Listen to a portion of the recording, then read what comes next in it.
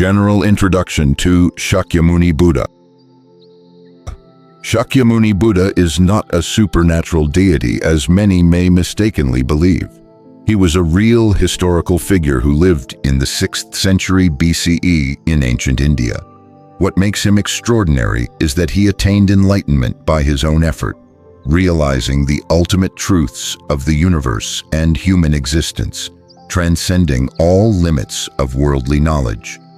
In Buddhist terminology, enlightenment is not merely intellectual understanding, but a total awakening of consciousness, where the mind attains absolute wisdom, free from ignorance, afflictions, or desires. Through this enlightenment, the Buddha perceived the true nature of suffering, its origin, the cessation of suffering, and the path leading to that cessation, known as the Four Noble Truths, which form the foundation of all Buddhist teachings. After attaining enlightenment under the Bodhi tree, the Buddha did not keep the truth to himself, but compassionately shared it with all beings. He traveled far and wide to teach the Dharma, guiding countless individuals from kings to commoners, scholars to criminals, to discover the light within themselves. His teachings were later compiled by his disciples into the Tripitaka, Sutra, Vinaya, and Abhidharma, a profound treasury of wisdom that humanity is still exploring today. More than 25 centuries have passed, yet his teachings have not only remained relevant, but continue to reveal their timeless, scientific, and deeply humanistic values. What makes the Buddha truly great is not mysticism, but the truthfulness, simplicity, and practicality of his teachings. He never encouraged blind faith, but instead urged people to contemplate, practice, and verify for themselves. For, as he said, only by lighting your own lamp can you walk the path to true liberation. 5 evidences that the Buddha was ahead of science by thousands of years. The infinite universe, worlds as numerous as the sands of the Ganges. Over 2,500 years ago, when most people still believed that Earth was the center of the universe, the Buddha proclaimed, "In the universe there are countless worlds, as numerous as the sands of the Ganges River." What seemed like poetic metaphor is now understood as a profound truth about the multiverse, a concept modern science is only beginning to grasp. Since the invention of the telescope in 1608, humanity has been able to observe a small part of the vast cosmos, and yet we have explored less than 1% of the existing planets. The Buddha taught that every world may host sentient beings, a notion modern astronomy now investigates under the search for habitable exoplanets. From the awakened mind, the universe is not a void of chaos, but a finely woven, dynamic, interdependent network. His insights did not come from instruments, but from transcendent wisdom liberated from the limits of time and space, something science is still trying to understand. Cosmic cycles, formation, continuation, decay, and emptiness. The Buddha taught all things are impermanent. What is born must die. From a falling yellow leaf to a dying galaxy, all phenomena undergo 4 stages: formation, continuation, decay, and emptiness. This is not only a law of nature, but a cosmic cycle long emphasized in Buddhist cosmology. Scriptures like the Yogacara Bhumi Shastra describe a cosmic lifespan, Mahakalpa, lasting approximately 26 billion years, composed of 80 intermediate kalpas.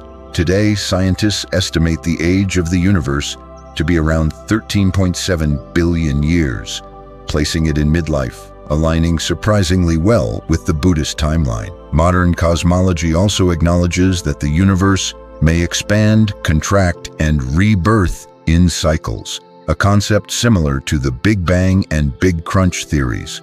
Astonishingly, without telescopes or supercomputers, the Buddha could explain the laws governing the cosmos. When the mind is enlightened, even a single breath reveals the entire movement of the universe. The shape of the earth, the Armana fruit and layered realms. In the Surangama Sutra, the blind Arahant Aniruddha, after attaining the divine eye, Dibba Kaku, described the earth as resembling an Armana fruit, an oval fruit from India. Remarkably, this was stated over 2,500 years ago, at a time when the earth was widely believed to be flat. Not until the 16th century did Galileo propose the earth was spherical and orbited the sun, for which he was condemned. Buddhism also describes the universe in stratified layers: earth, water, wind, and space, strikingly similar to today's understanding of geological layers, the atmosphere, and outer space. Each element depends on the other, reflecting the principle of interdependence. These are not merely physical observations, but philosophical metaphors for dependent origination. How could a blind monk, without scientific training, accurately describe the shape of the earth? The answer lies in the radiance of enlightened insight, surpassing the boundaries of conventional knowledge. Sentience in all life. Even plants have feelings. The Buddha taught all beings have Buddha nature, meaning that even the tiniest microorganisms and plants have the potential for enlightenment. In the age of modern science, this view was dismissed as superstition, since plants lack nervous systems or consciousness. However, in 1966, Dr. Cleve Baxter, a U.S. intelligence specialist, discovered that plants respond to human emotions through lie detectors. Merely thinking about burning a leaf caused changes in the plant's electrical activity, indicating fear or distress. Further experiments confirmed that plants can sense, remember, and even distinguish between genuine and feigned intentions. This doesn't just support the Buddha's teaching scientifically, it serves as a profound reminder that life is a subtle web of consciousness and interbeing. When we treat plants or animals carelessly, we forget they too feel, react, and endure. Thus, Buddhist compassion is not limited to humans, but embraces all sentient forms of life. Microorganisms, a universe in a drop of water. In one of his sermons, the Buddha pointed to a bowl of water and said, "There are 84,000 living beings in it." He instructed his disciples to filter water before drinking to avoid harming microscopic life. This might have seemed absurd at the time, until over 500 years later, the microscope revealed the existence of bacteria and single-celled organisms. Without microscopes or lab tools, how did the Buddha know this?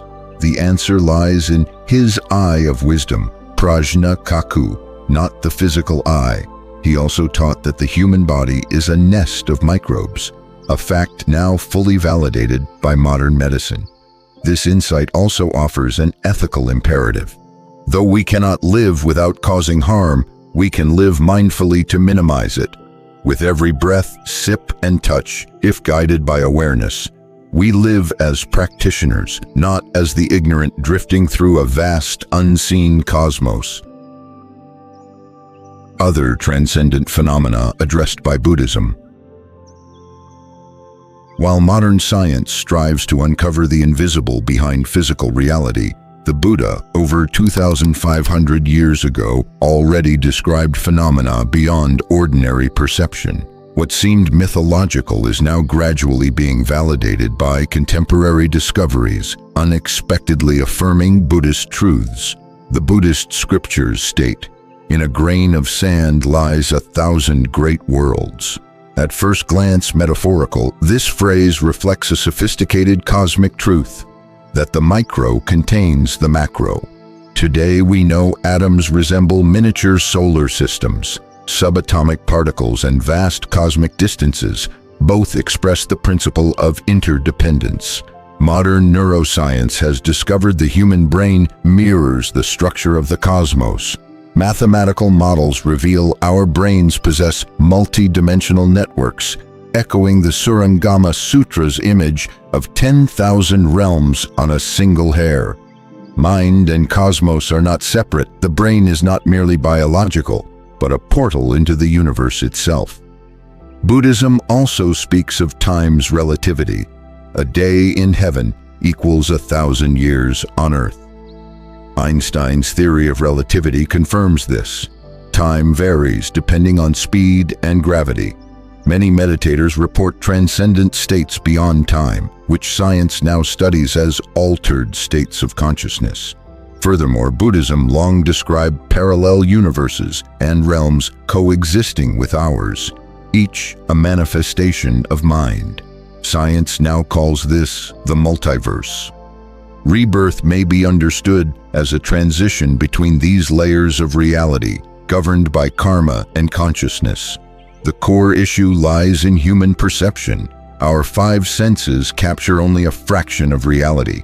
Even visible light is but a narrow band of the electromagnetic spectrum. Microscopic organisms, the beat of a mosquito's wings, or subtle energies around the body elude our senses.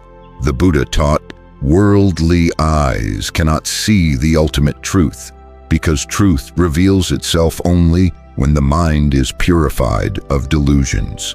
Buddhism does not merely describe metaphysical realities, but offers a method to experience them. Meditation, mindfulness, contemplation, and the cultivation of ethical discipline, concentration, and wisdom. These transcendent experiences are not reserved for the few, but open to anyone silent and clear enough to perceive. Just as only a still pond reflects the moon, only a tranquil mind can contain the profound universe. Conclusion. Modern science is gradually approaching boundaries that the Buddha pointed out over 2 millennia ago. Quantum physics shows matter doesn't exist as we perceive it.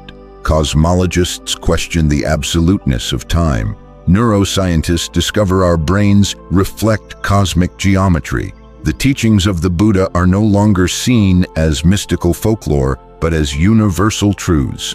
Yet what makes Buddhism unique and indispensable today is not the coincidence of its insights with science, but that it offers a direct path to self-transformation and liberation from suffering. As the world becomes more advanced, people grow lonelier, more anxious, and existentially lost. Science explains how things function but struggles with why we suffer. In this void, Buddhism emerges as a healing philosophy, where compassion and wisdom walk hand in hand. The Buddha taught, "Be a lamp unto yourself." This is not a call to blind faith, but an invitation to personal awakening. In an age of fragile beliefs, Buddhism does not preach a divine savior, but guides us inward, to rediscover our spiritual essence amid the noise of daily life. The true value of Buddhism today lies not in opposing science or rivaling other religions, but in supporting humanity to live mindfully, understand impermanence, and cease clinging to the ephemeral. When we live with compassion and wisdom, science becomes a tool for peace, not destruction. Buddhism does not seek praise from the era, but perhaps this very era needs Buddhism, as cool water nourishing a soul parched by too much information and too little insight. Thank you for watching the entire video. If you enjoyed it, please give me a like and subscribe to the channel. Don't forget to click the bell icon to get notified when new videos are released. If you have any questions, feel free to leave a comment below.